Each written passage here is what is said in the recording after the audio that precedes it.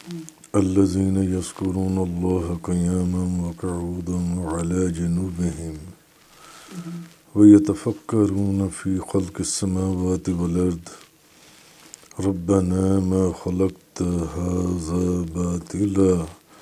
سبحانك فقنا عذاب النار۔ جو لوگ کھڑے ہوئے اور بیٹھے ہوئے اور کروٹ کے بل لیٹے ہوئے اللہ کا ذکر کرتے رہتی، اور وَيَتَفَكَّرُونَ فِي خَلْقِ السَّمَاوَاتِ وَالْأَرْضِ، اور آسمانوں اور زمینوں کی پیدائش میں غور و فکر کرتے رہتی ہیں، جیسے کہ پچھلی آیت میں کل گزرا تھا، ربنا ما خلقت هذا باطلا، اور کہتی ہیں کہ اے ہمارے رب تو نے یہ سب کچھ بیکار پیدا نہیں کیا، سبحانک تو پاک ہے، وقنا عذاب النار سو ہمیں دوزخ کے عذاب سے بچا لے، ہمیں دوزخ کے عذاب سے بچا۔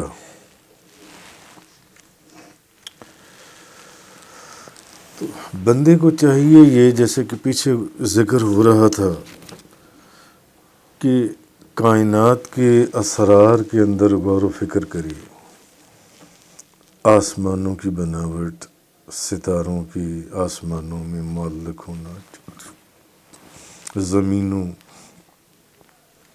میں دریاؤں اور سمندروں کی روانی، ان سب چیزوں کے اوپر غور و فکر کرے، اور اللہ تعالیٰ کی صفات تک پہنچنے کی کوشش کرے، اور اس کی ذات اور اس کی وحدانیت کی تصدیق کرے،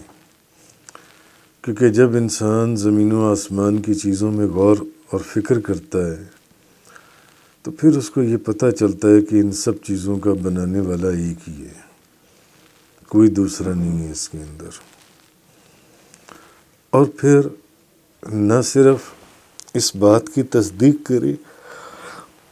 کہ ان کا بنانے والا ایک ہے، بلکہ پھر وہ اللہ کا ذکر کرے اور اس کا شکر بجا لائے اور اس کی حمد و ثنا کرے، اور جسم کے جو باقی اعضاء ہیں ان کے ساتھ بھی اس کے احکام کی اطاعت کرے اور اس کی عبادت کرے۔ یعنی خلاصہ یہ ہے کہ اللہ پاک نے یہ جو فرمایا یہاں پر، کہ جو لوگ کھڑے ہوئے یا بیٹھے ہوئے، اور اگر لیٹے ہوئے ہیں تو کروٹ کے بل لیٹے ہوئے اللہ کا ذکر کرتے رہتی ہیں، اللہ کا ذکر کرتے رہتی ہیں، ان کو چاہیے کہ زمین اور آسمان کی پیدائش کے اوپر غور اور فکر کریں، اور پھر جب وہ اس معرفت پر پہنچ جائیں کہ ان سب چیزوں کا بنانے والا وہی ایک ہے، تو پھر صرف زبان سے نہیں، جسم کے ہر عضو سے اللہ کا ذکر کریں، جو اس کی اطاعت کے طریقے ان کو بروئے کار لائیں، اور پھر یہ دعا بھی کریں کہ اللہ ان کو دوزخ کے عذاب سے بچا لے، اللہ ان کو دوزخ کے عذاب سے بچا لے۔ امام اعظم ابو حنیفہ کو دیکھ کر کسی نے کہا کہ یہ تو جنتی ہیں۔ کسی شخص نے گزرتے ہوئے حضرت امام اعظم ابو حنیفہ کو دیکھا کہ یہ تو جنتی ہیں، تو امام اعظم ابو حنیفہ آپ نے فرمایا، اس کو آگے سے جواب دیا کہ میں جنت کے کب لائق ہوں، میں جنت کے کب لائق ہوں، اگر اللہ مجھے دوزخ سے بچا لے تو یہی اس کا میرے پر بڑا کرم ہوگا۔ اگر اللہ تعالیٰ مجھے دوزخ سے بچا لے، جہنم کی آگ سے بچا لے، یہی اس کا میرے اوپر بڑا فضل اور بڑا کرم ہوگا، میں جنت کے کہاں قابل ہوں۔ حضرت ابو درداء بیان کرتی ہیں کہ رسول اللہ صلی اللہ علیہ وسلم نے فرمایا کہ کیا میں تمہیں اس چیز کی خبر نہ دوں جو تمہارا سب سے بہتر عمل ہے؟ تم جو بھی عمل کرتے ہو ان کے اندر جو سب سے اچھا اور بہترین عمل ہے، کیا میں تمہیں اس عمل کی خبر نہ دوں؟ اور وہ عمل تمہارے مالک کے نزدیک سب سے پاکیزہ، اللہ کے نزدیک سب سے پاکیزہ عمل ہے، اور جو عمل تم کرتے ہو ان میں سب سے بہتر عمل ہے، بہترین عمل ہے، اور تمہارے سب سے وہ عمل ایسا ہے کہ وہ عمل تمہارے سب سے بلند درجے کا باعث بھی ہے کہ تم سب سے بلند درجے کے پر فائز کر دیے جاؤ۔ اس عمل کی برکت سے انسان بڑے درجے پر فائز ہو جاتا ہے، اور اللہ کے نزدیک وہ بڑا پاکیزہ عمل ہے، اور تمہارے اعمال کے اندر وہ سب سے بہترین عمل ہے، بلکہ یہاں تک کہ سونے اور چاندی کی خیرات سے بھی افضل ہے کہ تم سونا خیرات کرو، تم چاندی خیرات کرو، اس سے بھی افضل ہے وہ عمل جو ہے۔ اور جب کل تمہارا دشمن سے مقابلہ ہو تو تم ان کی گردنیں مارو یا وہ تمہاری گردنیں، یعنی یا تم جب دشمن سے مقابلہ ہو کہ اللہ کے راستے میں تم فی سبیل اللہ لڑو جا کر، وہ اس سے بھی بڑھ کر عمل ہے۔ وہ عمل ایسا ہے کہ تمہارے سونے کو خیرات کرنے سے بھی افضل ہے، تمہاری چاندی کو خیرات کرنے سے بھی افضل عمل ہے، اور اللہ کے نزدیک بڑا پاکیزہ ہے، اور تمہارے بلند درجے کا باعث بھی ہے، اور بس تمہارے جو اعمال ہیں ان میں سب سے بہتر عمل ہیں۔ تو صحابہ کرام نے عرض کیا یا رسول اللہ کیوں نہیں، آپ ہمیں وہ عمل بتائیے۔ تو آپ نے فرمایا وہ عمل کیا ہے، وہ اللہ کا ذکر ہے، اللہ کا ذکر ہے۔ تو حضرت معاذ نے کہا کہ اللہ کے ذکر سے زیادہ کوئی چیز اللہ کے عذاب سے نجات نہیں دے سکتی، اللہ کے عذاب سے نجات دینے والی نہیں ہے، اللہ کے ذکر سے زیادہ جنسی ہے۔ اللہ کا ذکر ہی ایسا ہے جو اللہ کے عذاب سے نجات عطا فرماتا ہے، نجات دلاتا ہے۔ تو ایک اور حدیث پاک میں ترمذی شریف کے اندر نبی کریم صلی اللہ علیہ وسلم کی زوجہ حضرت ام حبیبہ رضی اللہ تعالیٰ عنہ بیان کرتی ہیں کہ نبی پاک صلی اللہ علیہ وسلم نے فرمایا کہ ابن آدم کا کوئی کلام اس کے لیے مفید نہیں ہے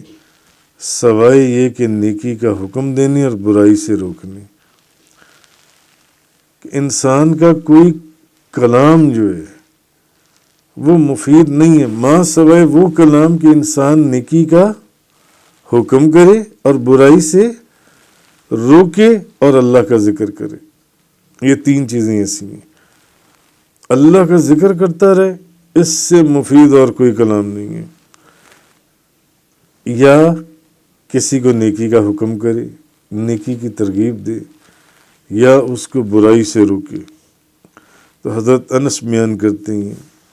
کہ نبی کریم صلی اللہ علیہ وسلم نے فرمایا کہ اللہ تعالیٰ فرمائے گا کہ اس شخص کو دوزخ سے نکال دو، اللہ پاک فرمائے گا کہ اس شخص کو دوزخ سے نکال دو۔ وہ دوزخ کے اندر ہوگا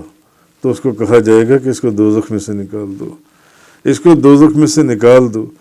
جس نے ایک دن بھی میرا ذکر کیا ہو، یا کسی ایک مقام پر بھی وہ شخص مجھ سے ڈرا ہو، ایک جگہ پر بھی اس نے میرا ذکر کیا ہو، اس شخص کو جس نے ایک دن بھی میرا ذکر کیا ہے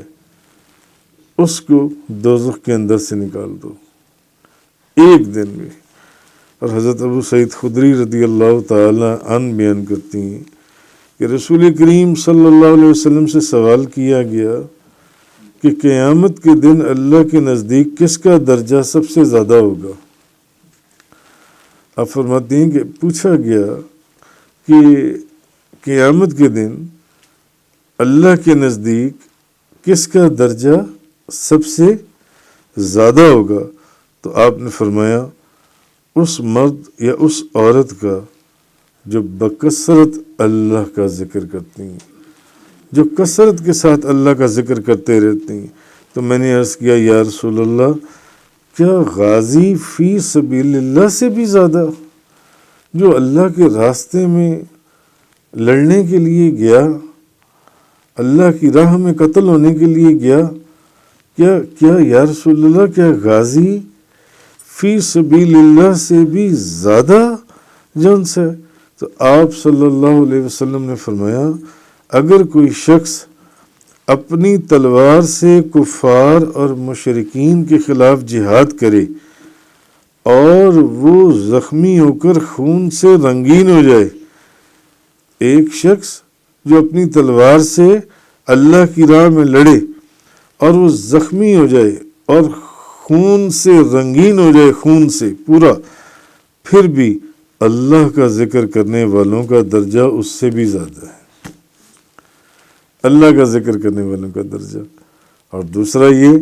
کہ جس شخص نے، اللہ پاک نے فرمایا ایک دن بھی میرا ذکر کیا اس کو دوزخ سے باہر نکال دو، جس نے ایک دن بھی میرا ذکر کیا اس کو دوزخ سے باہر نکال دو۔ اور نبی پاک صلی اللہ علیہ وسلم سے جب یہ سوال کیا گیا کہ قیامت کے دن اللہ کے نزدیک کس کا درجہ سب سے زیادہ، تو حضور نے فرمایا کثرت سے ذکر کرنے والی مرد یا عورت کا۔ میں نے عرض کیا یا رسول اللہ، جو اللہ کی راہ میں لڑتا ہو، غازی فی سبیل اللہ، آپ نے فرمایا کوئی اپنی تلوار سے کفار اور مشرکین کے خلاف جہاد کرے اور وہ زخموں سے، خون سے رنگین ہو جائے، پھر بھی اللہ کا ذکر کرنے والے کا درجہ اس سے زیادہ ہے، اللہ کا ذکر کرنے والے کا درجہ۔ تو حضرت ابو ہریرہ رضی اللہ تعالیٰ عنہ بیان کرتے ہیں نبی پاک صلی اللہ علیہ وسلم نے فرمایا جو لوگ کسی مجلس میں بیٹھیں اور اللہ کا ذکر نہ کریں اور اپنے نبی پر درود نہ پڑھیں، ان کو حسرت اور ندامت ہوگی، اگر اللہ چاہے گا تو ان کو عذاب دے گا اور چاہے گا تو ان کو بخش دے گا۔ حضرت ام انس رضی اللہ تعالی عنہا نے عرض کیا یا رسول اللہ، آپ مجھے کچھ وصیت کریں۔ آپ نے فرمایا گناہوں کو چھوڑ دو، یہ سب سے اچھی ہجرت ہے، فرائض کی حفاظت کرو، یہ سب سے افضل جہاد ہے، اور کثرت سے اللہ کا ذکر کرو، کیونکہ تم جو کام بھی کرو گی اس میں اللہ کو سب سے زیادہ پسند یا محبوب اللہ کا ذکر ہے۔ جو مرضی کام کر لو تم، مگر اللہ کو جو سب سے کام زیادہ پسند ہے وہ اللہ کا ذکر ہے۔ کون اس کا ذکر کر رہا ہے؟ اسی طرح حضرت ابو موسیٰ، بخاری شریف کے اندر حضرت ابو موسیٰ بیان کرتی ہیں کہ نبی کریم صلی اللہ علیہ وسلم نے فرمایا جو شخص اپنے رب کا ذکر کرتا ہے اور جو شخص ذکر نہیں کرتا، ان کی مثال زندہ اور مردہ کی ہے۔ یعنی ذکر کرنے والا اللہ کے نزدیک زندہ ہے اور ذکر نہ کرنے والا اللہ کے نزدیک مردہ ہے۔ اس لیے ہر حالت میں نماز پڑھو۔ اچھا، سب سے بڑا ذکر ہے ہی نماز، کیونکہ بزرگوں نے دین نے فرمایا جتنا قرب بندے کو نماز میں اللہ کا حاصل ہوتا ہے اتنا کسی اور چیز میں نہیں۔ تو سب سے زیادہ ذکر نماز کے اندر جو اللہ کے بہت نزدیک کر دیتی ہے اور بہت قریب کر دیتی ہے۔ اسی لیے پھر اس آیہ کریمہ کے اندر یہ جو ذکر ہے الذین یذکرون اللہ قیاما وقعودا وعلی جنوبہم، جو لوگ کھڑے ہوئے، بیٹھے ہوئے، کروٹ کے بل لیٹے ہوئے اللہ کا ذکر کرتے رہتے ہیں اور آسمانوں اور زمینوں کی پیدائش میں غور و فکر کرتے ہیں اور کہتے ہیں کہ یہ سارا کچھ اللہ نے بیکار پیدا نہیں کیا اور تو پاک ہے، تو ہمیں دوزخ کے عذاب سے بچا لے۔ ایک حضرت علی بن ابی طالب بیان کرتے ہیں، نبی پاک صلی اللہ علیہ وسلم نے فرمایا کہ اللہ کا ذکر، اب جیسے نماز ہے تو مریض اگر طاقت رکھتا ہو تو کھڑا ہو کر نماز پڑھے، اگر طاقت نہ رکھے تو بیٹھ کر نماز پڑھے، اور اگر سجدے کی طاقت نہ رکھتا ہو تو اشارے سے پڑھے، اشارے سے پڑھے اور سجدہ رکوع سے زیادہ پست کرے، اور اگر بیٹھ کر نماز پڑھنے کی طاقت نہ رکھے تو دائیں کروٹ کے بل قبلے کی طرف منہ کر کے نماز پڑھ لے، لیٹ کر نماز پڑھ لے،